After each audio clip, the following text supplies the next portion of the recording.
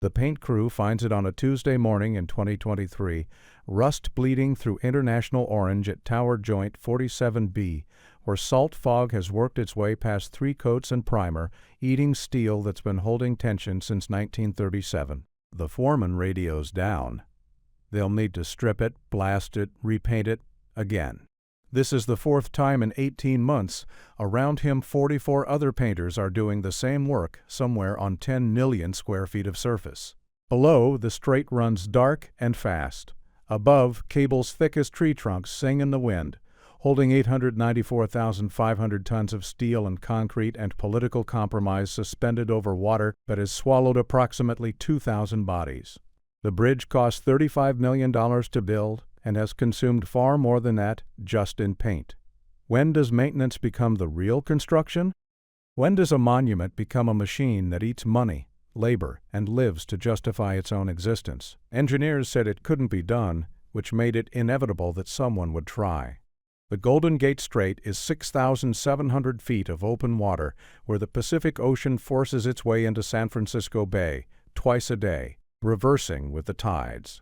At the center, the water runs 372 feet deep. The currents are strong enough to pull a body out to sea in minutes. Fog rolls through on summer mornings, thick enough that a person standing on one shore cannot see the other. Wind regularly exceeds 60 miles per hour. The bedrock lies deep and uneven. Any structure built here would need to withstand forces that had never been calculated, in conditions that had never been tested. In 1916, former engineering student James Wilkins published an article in the San Francisco Bulletin proposing a bridge. San Francisco city engineer Michael M. O'Shaughnessy estimated the cost at $100 million, equivalent to $2.9 billion today, and declared it impractical. The city was the largest in America, still served primarily by ferry boats.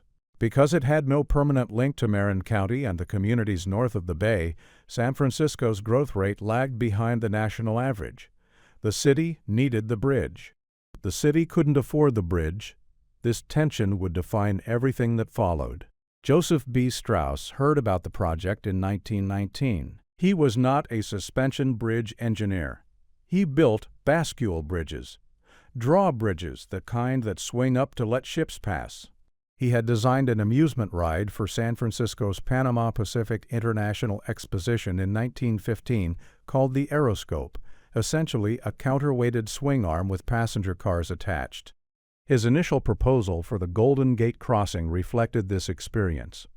An ungainly hybrid, part cantilever, part suspension, that looked like 2 drawbridges trying to meet in the middle. Every qualified engineer who saw Strauss's design rejected it. It was visually offensive. It was structurally questionable. It would obstruct military vessels and shipping traffic. Environmental groups opposed it. Ferry operators, whose businesses would be destroyed, fought it in court. The U.S. military raised concerns about national security. What if the bridge collapsed during wartime and blocked the harbor? For more than a decade, Strauss campaigned, lobbied, held meetings, gave speeches, and revised his plans. He was not the best engineer for the job. He was the only one willing to spend 14 years fighting for it. In 1923, the California legislature passed the Golden Gate Bridge and Highway District Act, creating a special district with the authority to design, build, and finance the bridge. 6 counties joined: San Francisco, Marin, Sonoma, Del Norte, and parts of Mendocino and Napa. Humboldt County refused, its residents opposed to the traffic the bridge would generate. The district had legal authority but no money. Strauss had political will but no workable design. Then he did something that revealed both his weakness and his pragmatism. He hired people who actually knew what they were doing. Leon Moiseiff, who had designed the Manhattan Bridge in New York, was brought on to reconceive the structure as a pure suspension bridge. Charles Alton Ellis, a professor of structural engineering at the University of Illinois, was hired to perform the mathematical calculations that would prove whether the bridge could stand. Irving Morrow, a residential architect, was tasked with making it beautiful. Strauss remained chief engineer, but the bridge that would bear his name was increasingly not his design. In November 1930, 1 year into the Great Depression, Voters in the 6 counties approved a $35 million bond measure. They used their homes, farms, and business properties as collateral. The vote was 145,657 in favor, 46,954 against. The bridge had authorization. It still had no funding. The bond issue sat unsold for nearly 2 years. Banks were failing across the country. No financial institution wanted to gamble $35 million on a suspension bridge that had never been built, across a strait that had never been spanned, using calculations that were essentially theoretical. By 1932, the Golden Gate Bridge and Highway District was nearly broke. Without financing, the project would die. Amedeo Peter Giannini, founder of the Bank of America, had started as a produce broker in San Jose. His father had been shot to death over a pay dispute. Giannini left school at 14, made a fortune, and retired at 31. A year later, he opened the Bank of Italy, later renamed Bank of America, to serve working-class Italian immigrants that other banks refused. After the 1906 earthquake destroyed San Francisco, Giannini set up a desk on the docks and issued credit based on a handshake. He believed California's future depended on infrastructure. When Strauss came to him in 1932, Giannini listened to the pitch: a bridge that would connect San Francisco to the north, create thousands of jobs during the Depression, and transform the region's economy. Then Giannini said 5 words that changed everything: "We will take the bonds." Bank of America purchased the entire $35 million bond issue. Construction could begin. On January 5, 1933, workers broke ground. The country was desperate. Unemployment stood at 25%. Men were lining up for any job, but construction on the Golden Gate Bridge was different.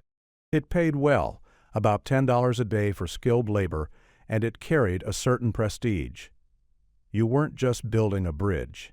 You were building the longest suspension bridge in the world.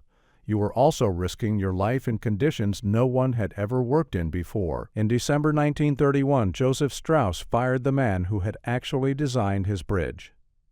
Charles Alton Ellis was a professor at the University of Illinois, a mathematician who read ancient Greek literature in the original and could perform structural calculations that most engineers couldn't comprehend. He had joined Strauss's team in 1922, the same year he received his engineering certificate. For nearly a decade, he worked on the Golden Gate Bridge problem: how to suspend 894,500 tons across 4,200 feet of open water in winds that could reach 70 miles per hour over currents strong enough to topple a construction platform, on foundations sunk into bedrock 100 feet below the ocean floor. The calculations filled 10.5 volumes. This was before computers. Every force, every angle, every potential stress point had to be calculated by hand using higher mathematics. Ellis worked 14-hour days. He collaborated with Leon Moissaieff in New York, the 2 men checking each other's work, refining the equations that would prove whether the bridge would stand or collapse. Strauss couldn't understand the mathematics. He didn't need to. He needed the political support, the financing, the public approval. But as construction approached, Strauss became convinced that Ellis was working too slowly, billing too many hours. It was still the Depression. Money was tight. Strauss accused Ellis of wasting time and resources. The truth was more complicated. Ellis had essentially finished the structural design. He had written the specifications for all 10 construction contracts. His calculations proved the bridge would work. But Strauss needed a villain for the delays, or perhaps he needed to assert control over a project that had slipped beyond his technical understanding. In late 1931, before construction even began, Strauss fired Ellis. He replaced him with Charles Payne, an engineer already working for Strauss's bridge-building firm. Then Strauss did something that violated the fundamental ethics of engineering.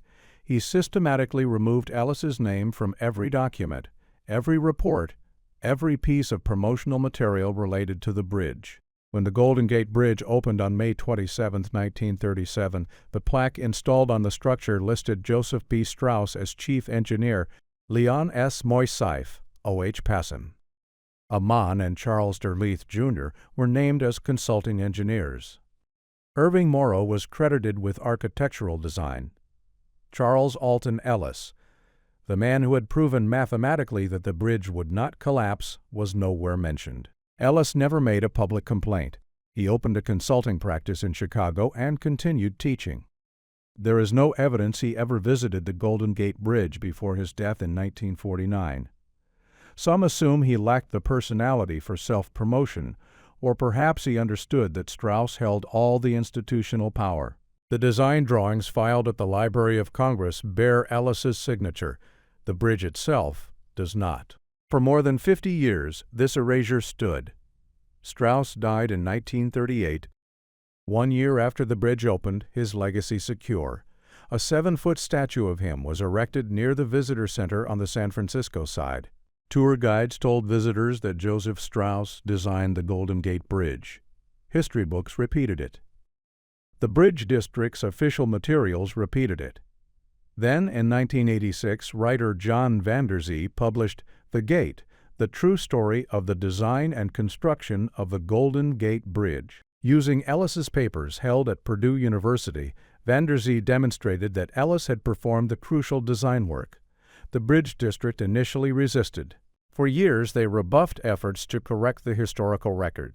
It wasn't until 2004 that the Bridge District issued a formal report acknowledging that the record clearly demonstrates that Ellis deserves significant credit for the suspension bridge design we see and cherish today. In 2012, 75 years after the bridge opened, 63 years after Ellis died, a plaque was finally installed on the South Tower, crediting him with the structural design. The American Society of Civil Engineers went further. In 1993, after a year-long study, their Historical Review Committee declared that Ellis, working with Moisseiff, was the technical and theoretical brains behind the design of the bridge, and deserved to be honored. This is not a story about giving credit where credit is due. This is a story about what gets remembered and what gets erased, and who has the power to decide. Strauss understood that public monuments require public heroes. Complex collaborations don't fit on plaques. Mathematical genius is invisible. The chief engineer gets the statue. Meanwhile, construction had begun without Ellis. Using his calculations, following his specifications, the work would prove even more dangerous than the mathematics predicted.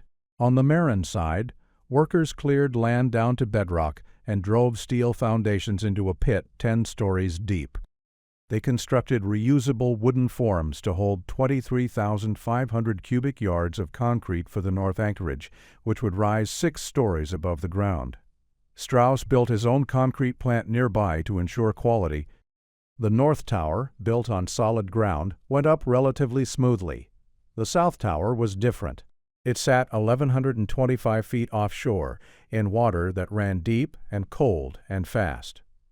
Workers had to construct a massive fender, a protective structure surrounding the tower site, to allow construction in open ocean. On August 14, 1933, during heavy fog, a cargo vessel collided with the access trestle, causing serious damage. Construction stopped while repairs were made. The ocean, it turned out, did not care about deadlines. By May 4, 1943, the North Tower stood 746 feet above the water, 190 feet taller than the Washington Monument. Then a small earthquake struck. Workers on the towers felt them sway several feet. Many threw up their breakfasts into the bay. But the towers held. Strauss's engineering team had proven their earthquake calculations correct. The bridge would flex, not break. Then came the cables. The Roebling Company, which had built the cables for the Brooklyn Bridge, was contracted to spin the cables for the Golden Gate. No derricks existed strong enough to lift the finished cables into place, so they had to be constructed on-site wire by wire. Each cable would contain 80,000 miles of wire, roughly one-third the distance to the moon, spliced together from 27,572 individual wires, each barely 0.196 inches in diameter. The cables would need to hold 400 million pounds. The work was dangerous. Men worked at heights never before attempted in bridge construction, suspended above water that would kill them in minutes if they fell. The wind was constant. The fog was blinding. The cold was brutal. For 4 years, remarkably, only one man died. His name was Kermit Moore. On October 21, 1936, a beam fell on him, just one death. In 4 years, on a project this massive, this dangerous, was considered extraordinary. Some began to believe the bridge was blessed. They were wrong. The safety net was Joseph Strauss's idea, and it saved 19 men before it killed 10. In the 1930s, construction deaths were expected. Major infrastructure projects operated on an informal calculus, roughly 1 death per $1 million spent. By that measure, a $35 million bridge should claim 30 to 5 lives. Strauss rejected this arithmetic. He mandated hard hats, uncommon at the time, and glare-free goggles to protect against the sun reflecting off the water. But his most innovative safety measure was the net. It cost $130,000, nearly 0.5% of the total construction budget. The net was made of manila rope in a web pattern, suspended beneath the bridge deck on movable scaffolding. It stretched wide enough to catch a falling man before he hit the water 220 feet below. Workers called it the circus net. Management called it a prudent investment. The 19 men whose lives it saved called themselves the Halfway to Hell Club. The first man to fall was Fred Dumetson. He slipped, dropped 70 feet, and hit the net. The impact knocked the wind out of him, but he climbed back up and finished his shift. Word spread quickly. The net works. Men became slightly less careful, slightly more confident. They had fallen and lived. The bridge had proven survivable. Slim Lambert was a cowboy from Washington State, 26 years old, a championship swimmer, working as a roustabout, carrying equipment, pouring concrete, doing whatever needed doing for $10 a day. On February 17, 1937, he was one of 13 men working on a temporary wooden scaffold beneath a bridge near the San Francisco side. Their job was to remove sections of the scaffold that had held the platform during construction. Each time they stripped off a section, they moved the catwalk a few feet to reach the next bit. Martin Adams, who had come all the way from Arkansas for bridge work, remembered it clearly decades later. They went on there, and they stripped that one and started to move it. And when they started to move it, that's when it went down. 9:20 in the morning, it went down. The scaffold broke loose. 13 men fell. 1 jumped clear at the last second, grabbing onto a beam. 12 hit the net at 9:20 a.m. on a February morning, with the fog rolling in and the strait running cold below. The net had saved 19 men over 4 years. It could not handle the weight and force of 12 men falling simultaneously from different heights. The manila rope tore. The scaffolding collapsed. 12 men and thousands of pounds of wooden platform and metal fittings plunged through the destroyed net and fell 250 feet into the San Francisco Bay. 2 survived. Oscar Osberg, a 51-year-old carpenter, and Slim Lambert hit the water feet first. Lambert remembered it later. I knew that to have a prayer, to survive, I had to hit the water feet first. The impact shattered bones. The cold seized their muscles. The current pulled them toward the Pacific. Somehow both men made it to shore. 10 did not.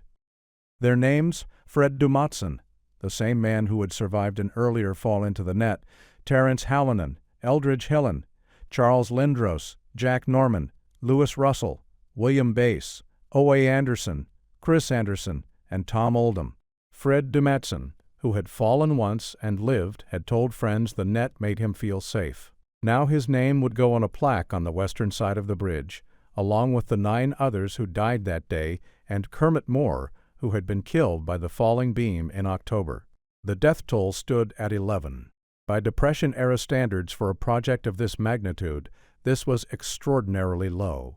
Other major construction projects, dams, skyscrapers, tunnels, routinely lost dozens of workers. The Brooklyn Bridge had claimed 20 lives during construction in the 1870s. The Hoover Dam, completed in 1936, had officially claimed 112 deaths. though the real number was likely higher. 11 deaths was a success story. This is what people would remember. This is what the publicity materials would emphasize when the bridge opened 3 months later on May 27, 1937.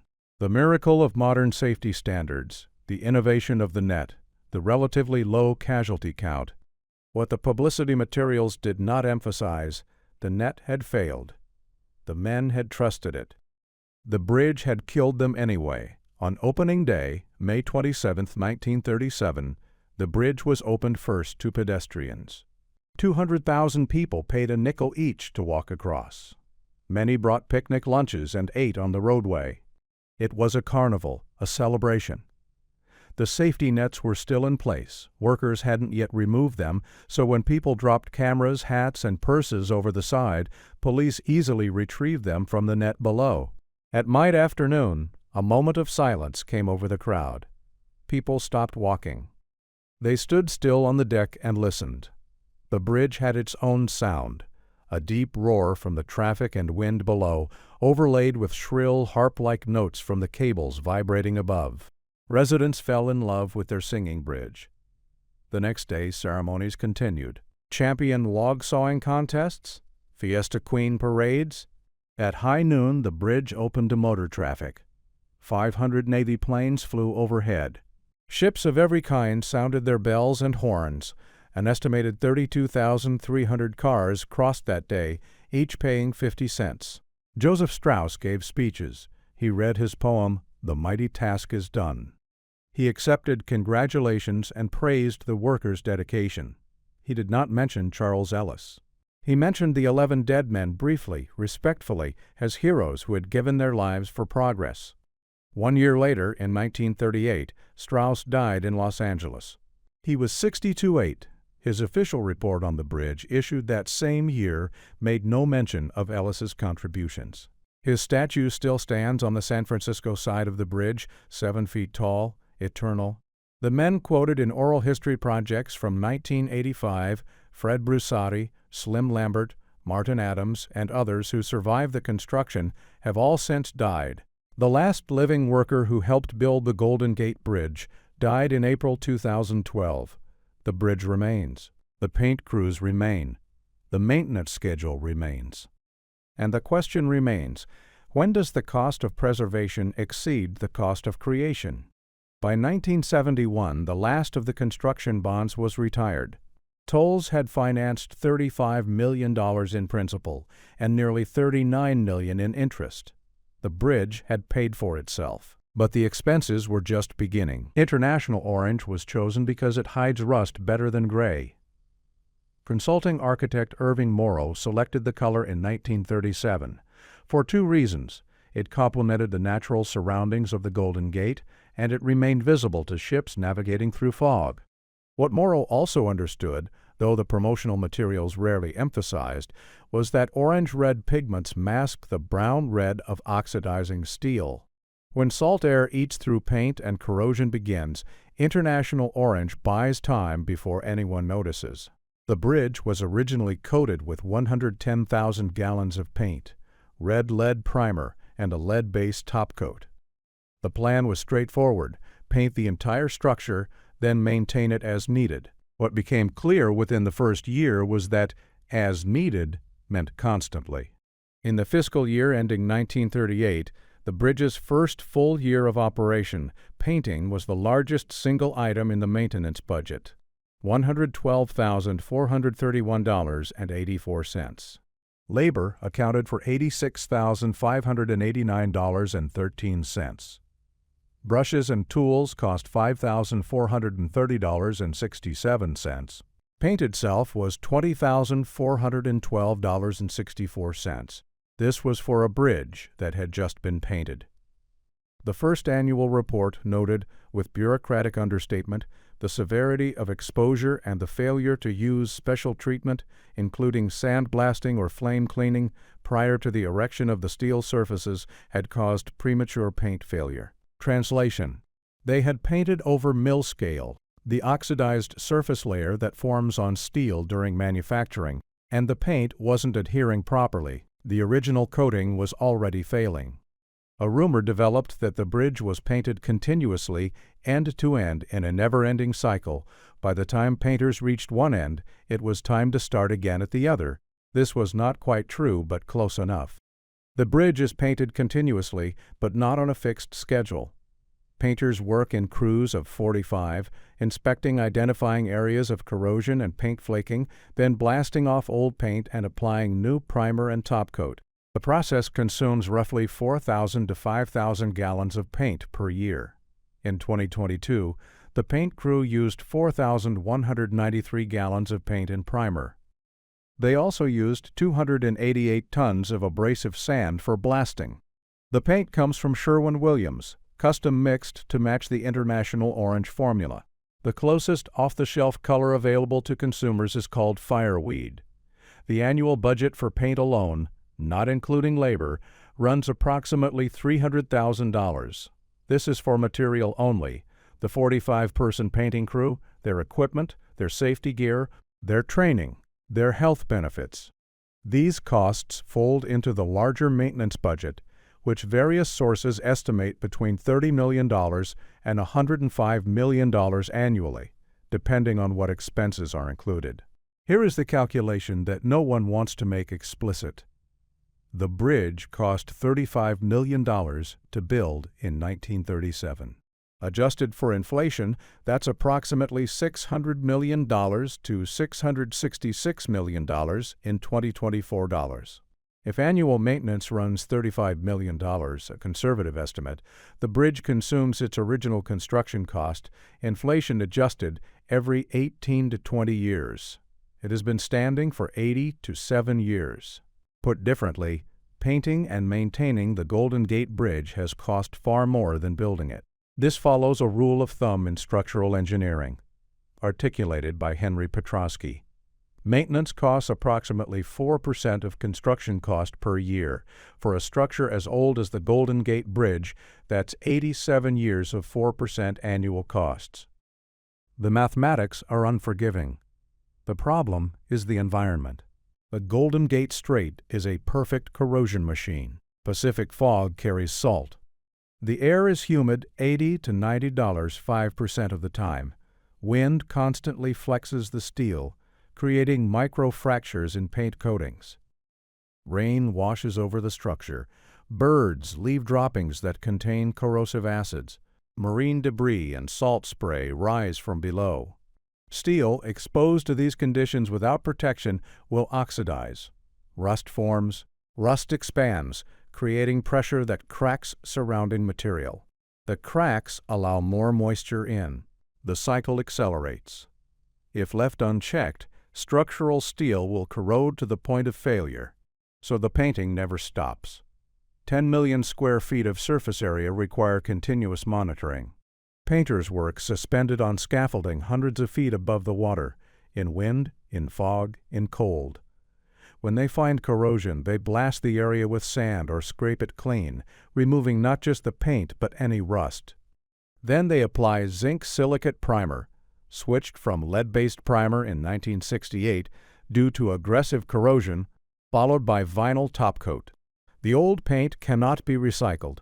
Lead-based paint from the original coating and various chemical additives in newer formulations make the waste hazardous. Removed paint goes to treatment storage disposal facilities where chemical additives render it inert. The environmental cost is rarely calculated in the bridge's official budget. In 1982, another problem emerged. The original concrete deck, poured in 1937, had begun to fail. Salt carried by fog had reached the steel rebar inside the concrete, causing corrosion and spalling, chunks of concrete breaking away. Between 1982 and 1986, the entire deck was replaced, section by section, 747 sections in total, over 401 nights, without ever fully closing the bridge to traffic. The new deck was steel orthotropic plate, 40% lighter and stronger than concrete. This improved the bridge's performance, but it was not a permanent solution. It was a reprieve. The new deck still requires maintenance, inspection, resurfacing, and eventual replacement. Then there are the suspender ropes, the vertical cables connecting the deck to the main suspension cables. The original design allowed water to collect where these ropes meet the bridge deck. Water plus steel equals rust. Engineers discovered this flaw years after construction. Fixing it required systematic replacement of suspender rope connections, an ongoing project. In 1951, a windstorm revealed swaying and rolling instabilities in the bridge deck. The bridge was closed on December 1, 1951, when wind gusts hit 69 miles per hour. Engineers retrofitted the bridge in 1953 and 1954 with lateral and diagonal bracing connecting the lower chords of the two side trusses. This stiffened the deck against the kind of torsional twisting that had destroyed the Tacoma Narrows Bridge in 1940. The bridge has been closed due to weather 3 times total: December 1, 1951, 69 miles per hour winds; 1982, 70 miles per hour winds; and December 3, 1983, 75 miles per hour winds with a truck flipped over on the deck. After each closure, inspections revealed new stresses, new wear points, new maintenance requirements. Despite Chief Engineer Strauss's prediction that winds in the Golden Gate would not exceed 60 miles per hour, a storm in February 1938, only 9 months after the bridge opened, generated wind so strong that no one could stand on the sidewalk. The bridge survived, but Strauss's calculations had been wrong. The fourth crisis had 1 million witnesses. On May 24, 1987, the bridge's 50th anniversary, cars were barred and the public was invited to walk on the main roadway. So many people showed up, estimates range from 300,000 to 800,000, that there was visible curvature of the bridge spans. The 200-foot main span between the towers sagged under the weight. Some witnesses reported the bridge flattened completely, losing its normal arc. Engineers later confirmed the bridge had deflected 7 feet, but insisted it was within safety parameters. No one had calculated what would happen if 1 million people decided to celebrate by standing on the bridge simultaneously. The structure held, but the message was clear: the bridge exists at the edge of its design limits. It always has. Paint, deck replacement, suspender rope upgrades, wind bracing, seismic retrofitting, corrosion monitoring.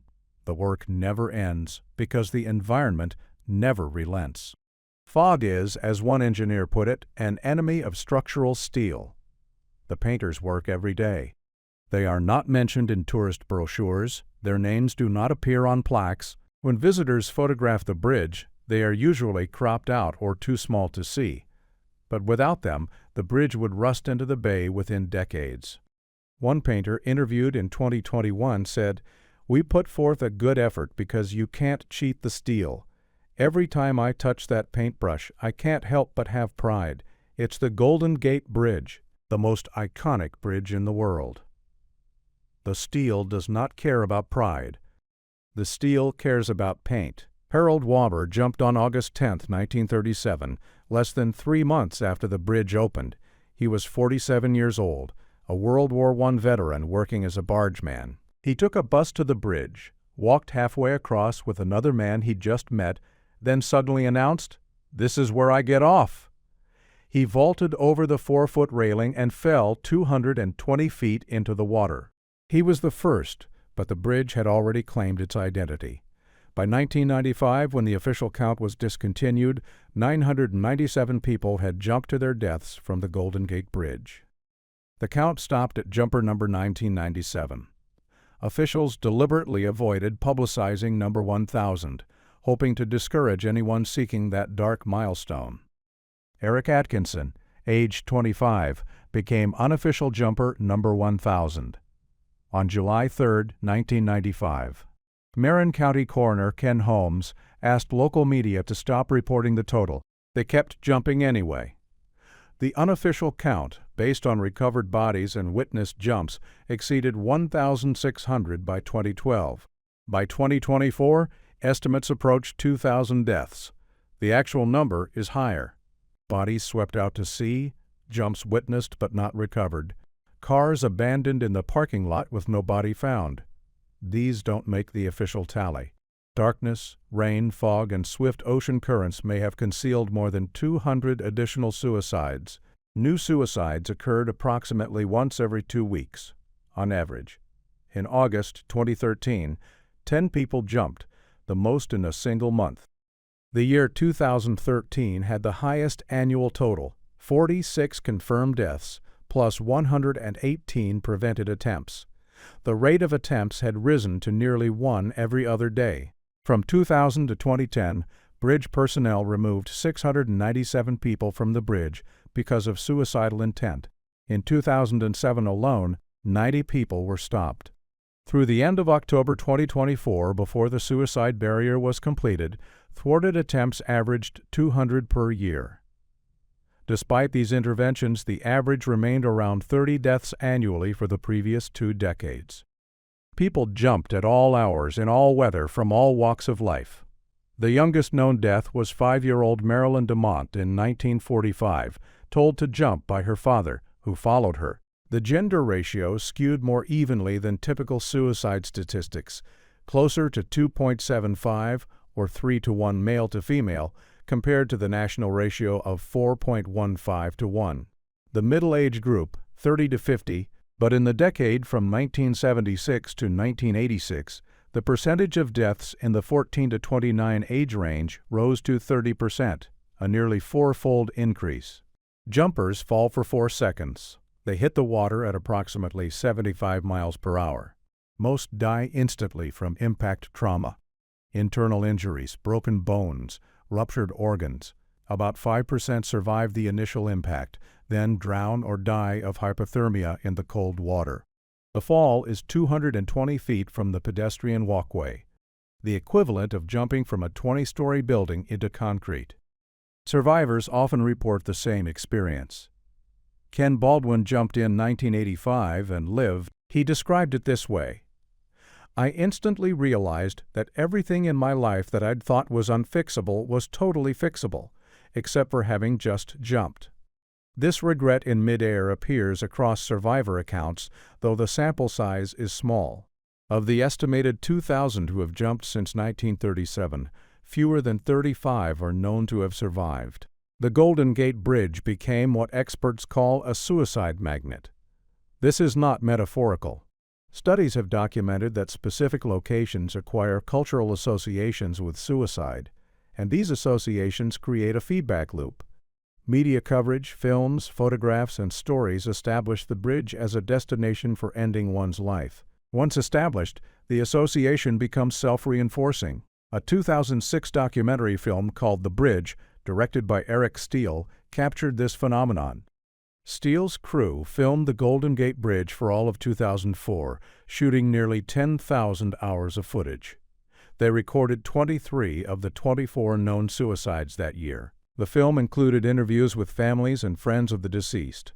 It was praised for its sensitive treatment and condemned for potentially inspiring copycat deaths. Both assessments were probably correct. For decades, proposals circulated to install a suicide barrier. The arguments against were consistent. It would ruin the bridge's aesthetics. It would cost too much. People would just jump from somewhere else. It infringed on individual freedom. The Golden Gate Bridge Board of Directors resisted for over 70 years, despite advocacy from mental health professionals, suicide prevention organizations, and families who had lost loved ones. The argument that they'd just go someplace else became the primary justification for inaction. This argument rests on a theory of suicide as an inevitable act. If someone is determined to die, they will find a way. Therefore, barriers serve no purpose except aesthetic damage and wasted money. The evidence contradicts this theory. Studies of suicide barriers at other jumping sites show that barriers reduce deaths without corresponding increases elsewhere. When the British removed coal gas from home use in the 1960s, coal gas being a common method of suicide, the national suicide rate dropped and remained reduced for 15 years. There was no compensatory increase in other methods.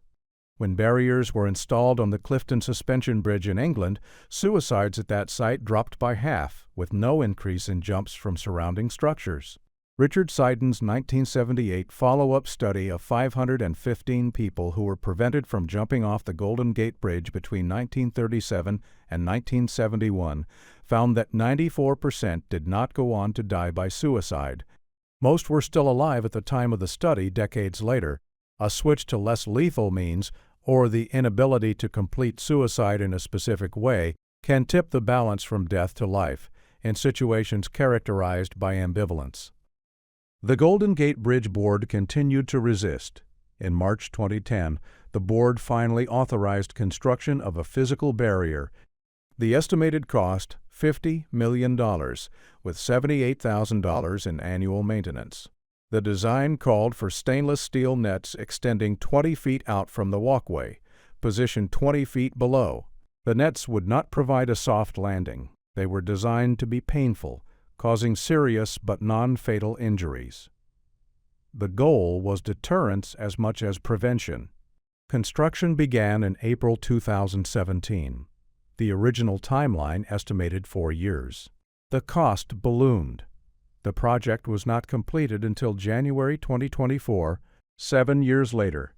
Final cost, approximately $224 million, more than 4 times the original estimate and $17 million over the revised budget. The nets are made of marine-grade stainless steel wire rope, 4 millimeters thick, woven into a horizontal fence that does not give. They are taut, not elastic. Falling onto them would break bones, tear skin, cause impact injuries, but they would prevent the fall into water. They would force a pause, a moment of reconsideration, a chance for intervention. The numbers tell the story of delay and consequence. Between 1937 and 2024, approximately 2,000 people died jumping from the bridge.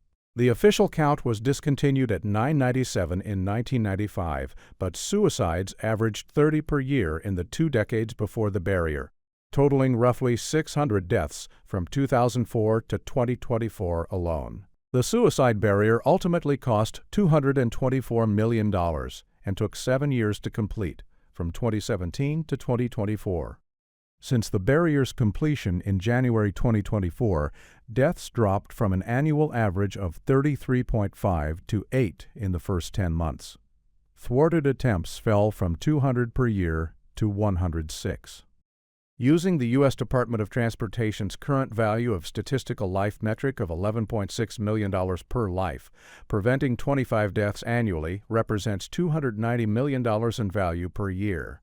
By that accounting, the barrier pays for itself in under a year. On July 15, 2024, a ceremony marked the completion of the suicide deterrent. Representative Nancy Pelosi, who had helped secure federal highway funding for the project, attended. So did families who had lost loved ones to the bridge. Kimberly Renee Gamboa held a photo of her son, Kyle, who died jumping from the bridge in 2013. She spoke at the ceremony. This deterrent is not just a physical barrier, it is a symbol of our collective effort to prevent the loss of life and the lifelong heartache that follows.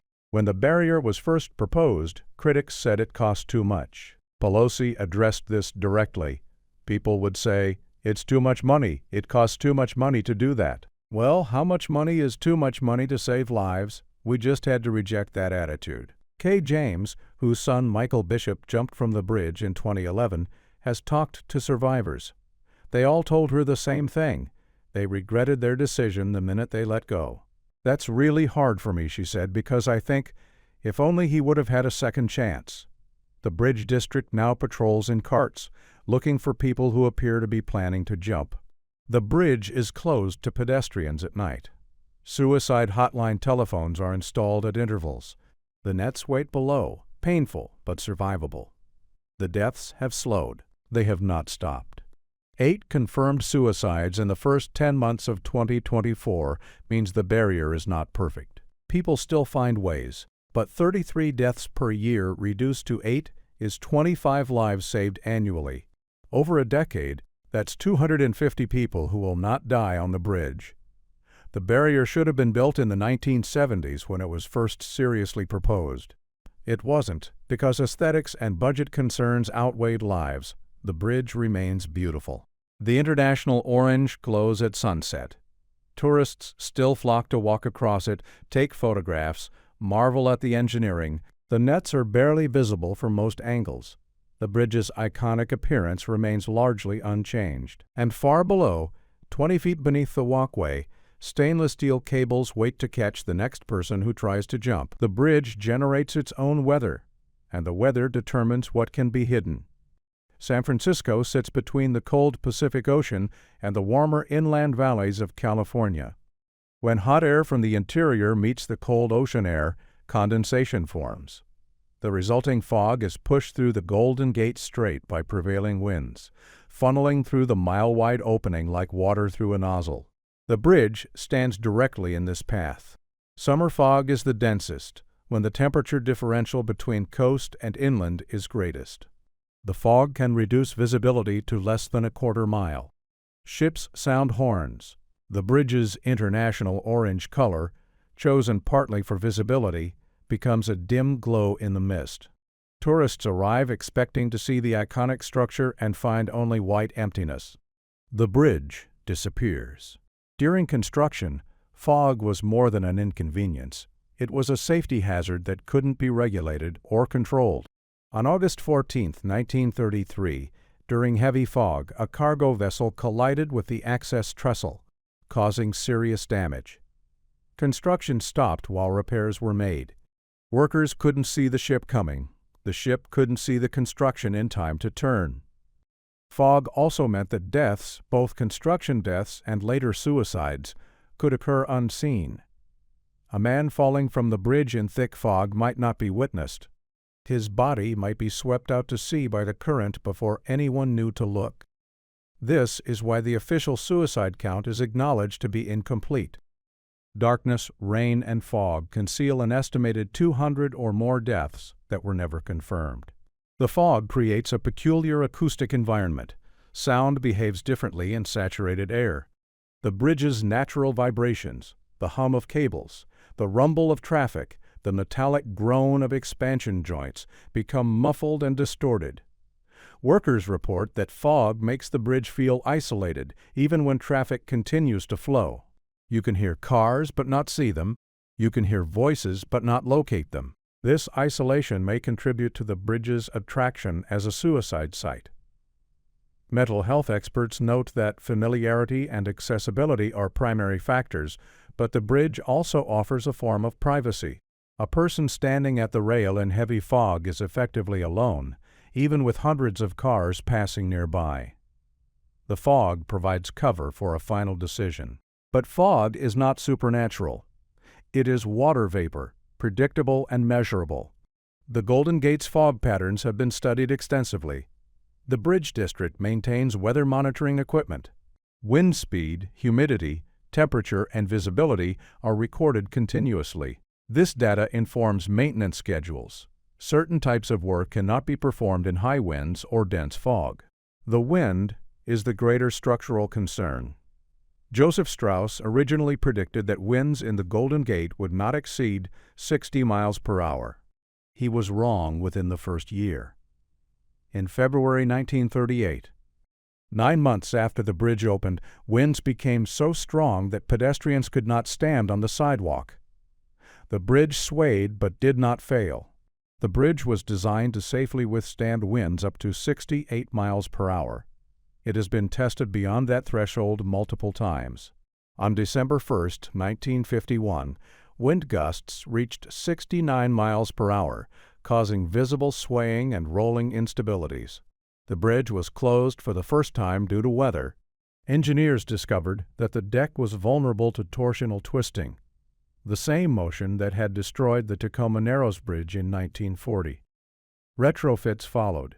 In 1953 and 1954, lateral and diagonal bracing was added, connecting the lower chords of the two side trusses. This stiffened the deck against twisting. The modifications worked, but they also revealed a fundamental truth. The bridge was not finished when it opened. It would never be finished. It would require continuous modification to remain standing. Wind closed the bridge again on December 23, 1982. When speeds hit 70 miles per hour. A truck was flipped over on the deck.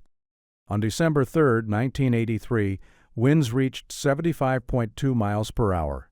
The bridge closed a third time. After each event, inspections revealed additional stress points, worn connections, metal fatigue. The bridge moves constantly. The deck expands and contracts with temperature changes. The cables stretch and relax with traffic loads. The towers sway in the wind. During the small earthquake in 1943, workers watched the towers move several feet. The entire structure is designed to flex, not to remain rigid. Flexibility prevents catastrophic failure, but it also means every component experiences continuous wear. Engineers monitor this movement. Sensors track displacement, stress, vibration. The data feeds into maintenance schedules and long-term structural assessments. The bridge is not a static monument. It is a dynamic system responding to forces that never cease: gravity, wind, temperature, traffic, time. There are rumors occasionally of supernatural phenomena. Workers claim to hear voices in the fog. Tourists report seeing figures on the bridge who vanish when approached. These stories circulate, particularly around the areas where construction workers died or where suicides are common. The most reasonable explanation is psychological. Fog distorts perception. The brain fills in missing visual information, sometimes incorrectly. Sounds carry strangely in saturated air. A voice from the roadway might seem to come from the water below. Grief and guilt create narratives. A person who lost someone to the bridge might see that person's face in the mist. This is not evidence of ghosts. This is evidence of trauma. But the stories persist because the bridge encourages them. A structure where 2,000 people have died, where 11 workers were killed during construction, where maintenance crews work daily suspended over water that has claimed so many lives, the bridge is saturated with death in a way that makes supernatural interpretation almost inevitable. The alternative explanation is simpler but perhaps more unsettling. There is nothing supernatural about the bridge. It is steel and concrete and paint and cable. It kills through physics, not malice. People die because they jump or fall or because safety equipment fails. The fog conceals these deaths, but it does not cause them. The bridge does not hunger for lives. It simply continues to stand, indifferent, while people use it to end their lives or risk their lives maintaining it. What the fog really conceals is the mundane reality of infrastructure, the continuous expense, the endless labor, the structural compromises, the political decisions that prioritize aesthetics over safety, the decades-long delay in installing suicide barriers, the workers whose names no one remembers, painting the same steel their predecessors painted 80 years ago. The bridge is beautiful in fog. Photographers wait for the right conditions, the towers emerging from white mist, the cables vanishing into clouds, the roadway suspended in emptiness. These images are iconic. They sell calendars and postcards and tourism. They do not show the rust under the paint, the replacement deck installed at night, the nets waiting below to catch the desperate, the coroner's reports filed every few weeks, the maintenance budget that exceeds the original construction cost every 2 decades. The fog hides what people don't want to see. That is its function. That is why the bridge and the fog are inseparable in the popular imagination.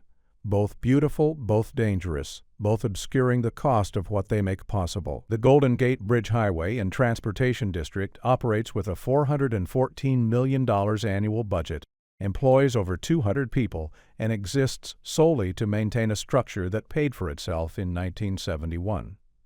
The district was created by California state legislation in 1928 as a temporary entity, design the bridge, build it, finance it through bonds and tolls, then dissolve once the bonds were repaid. That was the plan. The last bond was retired in 1971. The district did not dissolve. Instead, it expanded. Today, the district manages not just the bridge, but also the Golden Gate Ferry and Golden Gate Transit bus service. The original purpose, building and financing a bridge, has been replaced by a new purpose, perpetual maintenance and operation. The organization has achieved institutional permanence. It now exists to maintain itself as much as to maintain the bridge. This is not unusual. Infrastructure projects create bureaucracies, and bureaucracies develop survival instincts. The bridge became the district's justification for existence, but the district also became necessary for the bridge's survival. The relationship is symbiotic and irreversible. The toll revenue tells the story. In 1937, pedestrians paid 5 cents to walk across on opening day. Cars paid 50 cents. Today, tolls range from $8.75 to $9.75, depending on payment method and time of day. Approximately 40 million vehicles cross the bridge annually. That generates roughly $150 million to $160 million in toll revenue each year, though exact figures vary. The district's adopted budget for fiscal year 2024-2025 allocates approximately $105 million for bridge operations and maintenance. Another $31 million is budgeted for bridge-related capital projects. The suicide barrier, completed in January 2024, cost $224 million over 7 years. A project to modernize the antiquated toll collection system is budgeted at $11 million. The painting never stops. The deck requires periodic resurfacing. The cables need replacement suspender ropes. The towers need structural inspections. Every generation of engineers discovers new problems their predecessors didn't anticipate or couldn't solve. The original design allowed water to collect at suspender rope connections, a flaw that causes ongoing corrosion. The concrete deck installed in 1937 failed and required complete replacement in the 1980s. The lead-based paint caused environmental and health concerns, requiring removal and replacement with zinc silicate primers and vinyl topcoats. The bridge was designed to withstand winds up to 60 to 8 miles per hour, but winds have exceeded 75 miles per hour multiple times, requiring structural reinforcement. Each fix is expensive. Each fix is temporary.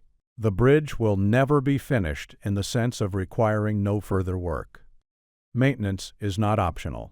Without continuous intervention, the bridge would corrode, weaken, and eventually fail.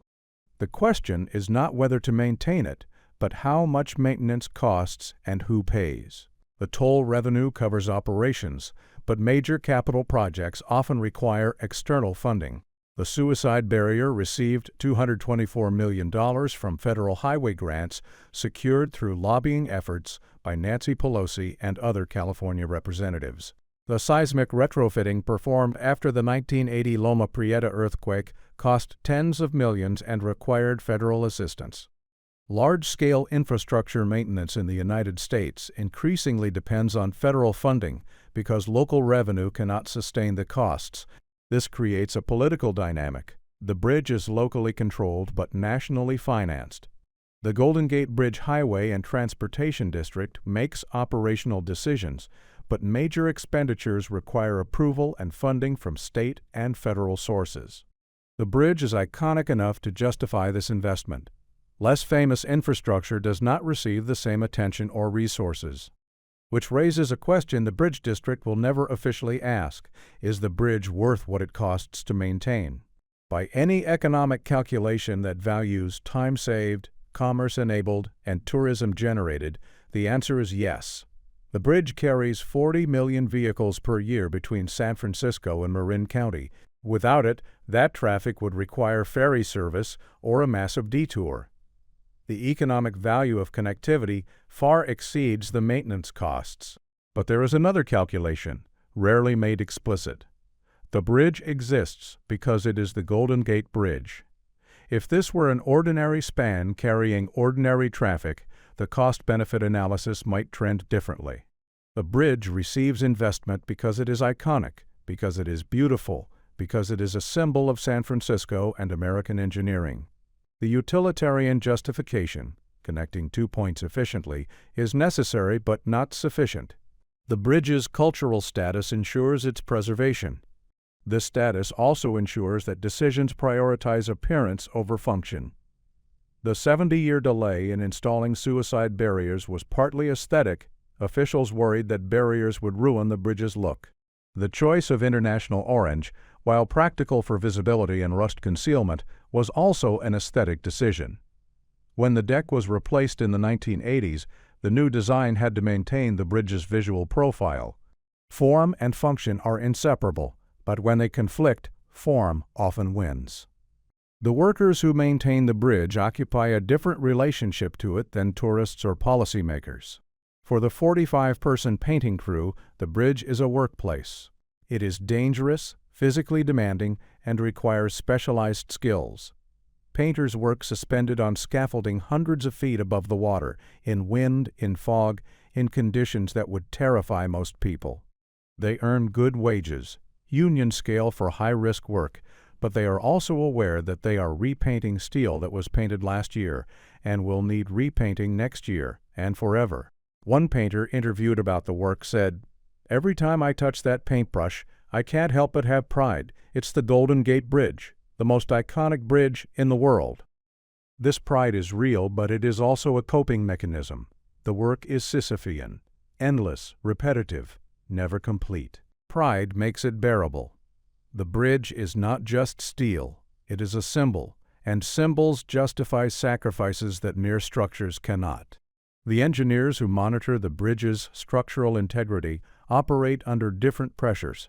They know every weak point, every retrofit, every compromise made during original construction or subsequent repairs. They know that Charles Ellis's calculations were brilliant, but based on assumptions about materials and environmental stresses that have proven optimistic.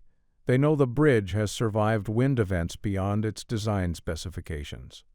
They know the 1987 anniversary walk, when hundreds of thousands of people flattened the bridge's arc, was within safety parameters, but just barely. They do not talk publicly about failure scenarios. The bridge is assumed to be safe because to suggest otherwise would be institutional suicide for the district and potentially economic disaster for the region. But the engineers know what every engineer knows: all structures fail eventually. The question is whether failure happens gradually, allowing for managed replacement, or catastrophically, without warning. The Golden Gate Bridge has no planned end date. There is no timeline for decommissioning, no replacement structure under consideration. The assumption is that the bridge will be maintained indefinitely. This assumption may be correct. With sufficient investment, steel structures can last centuries, but it requires perpetual commitment of resources, labor, and political will. What happens if that commitment falters? What happens if federal funding dries up? If toll revenue declines as autonomous vehicles reduce traffic? If a catastrophic earthquake damages the bridge beyond economically viable repair? These scenarios are considered unlikely, but they are not impossible. The Bridge District does not plan for obsolescence because its institutional existence depends on the bridge's permanence. Employees, pension obligations, contracts, political relationships, all of these are predicated on the bridge continuing to operate indefinitely.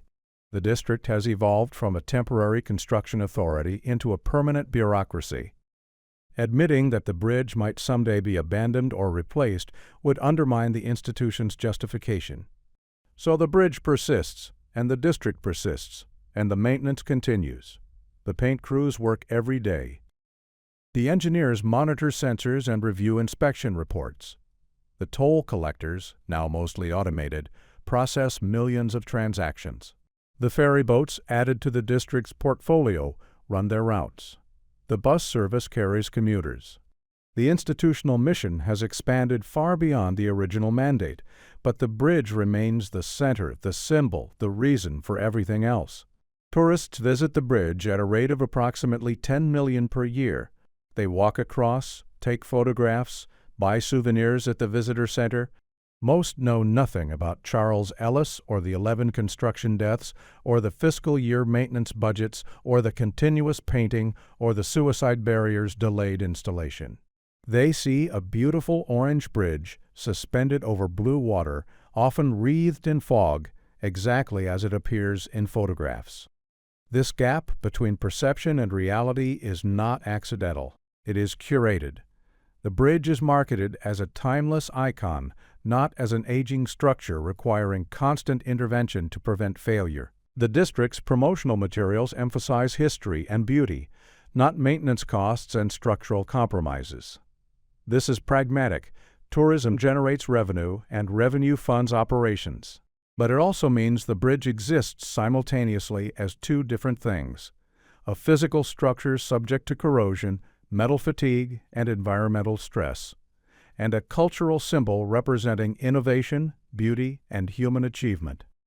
These two versions of the bridge coexist but do not reconcile.